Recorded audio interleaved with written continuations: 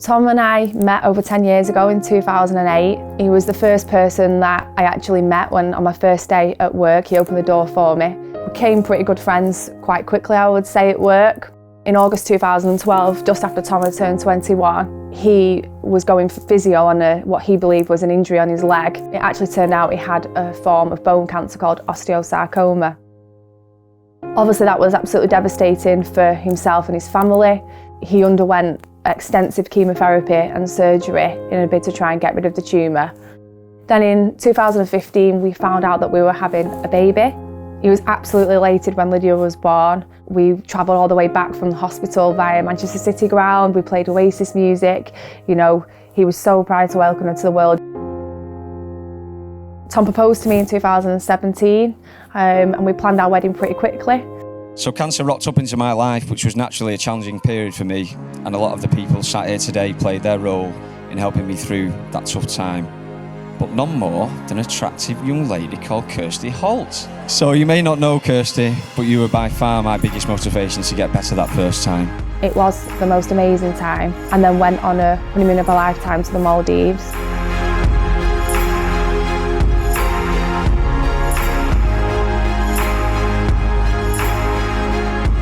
We were then told on the 28th of December that the cancer had returned and at this point was terminal, and they gave him approximately 6 months to live. By this point I was actually pregnant again with our second daughter, due to arrive in April the following year. Sorry. Kirsty, you look absolutely beautiful, and when I saw you in church today I had to battle to hold my emotion. The loyalty and faith you have shown me over the years has been incredible, and I am so lucky that you agreed to be my wife. Kirsty, you're an incredible mother, and I can safely say all of Lydia's best traits are down to your hard work. And I'm delighted to be able to tell you all that we are expecting another addition to the family in April.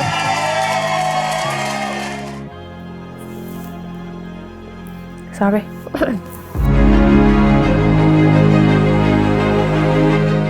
I think one of the most devastating things as a family obviously is knowing that somebody's going to die and there's nothing that you can do to save them.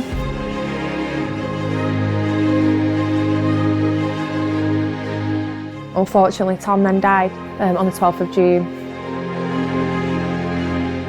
But I think the most devastating thing would be, of the whole situation, is telling your 3-year-old daughter that their daddy has died.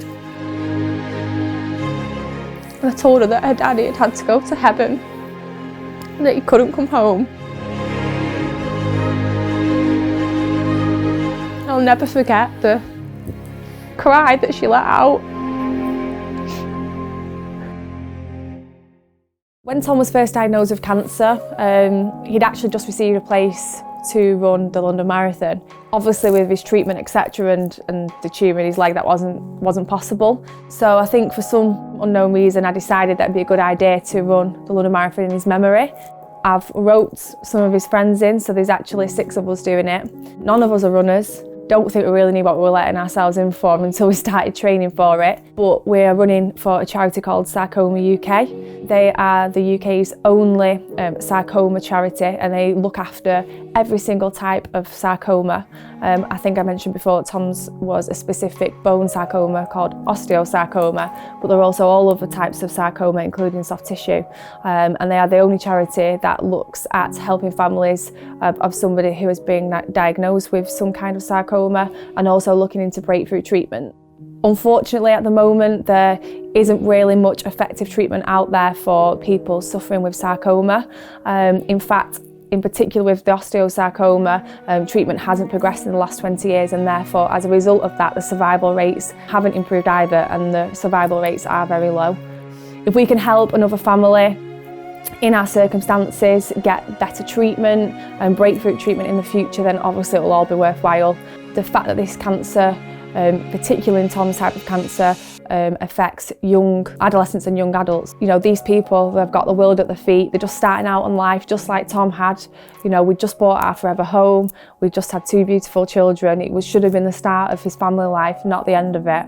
And so it's really important to us to try and make a difference, and that's why we chose Sarcoma UK. It really would mean the absolute world to us all, to Tom's family, and I know to Tom.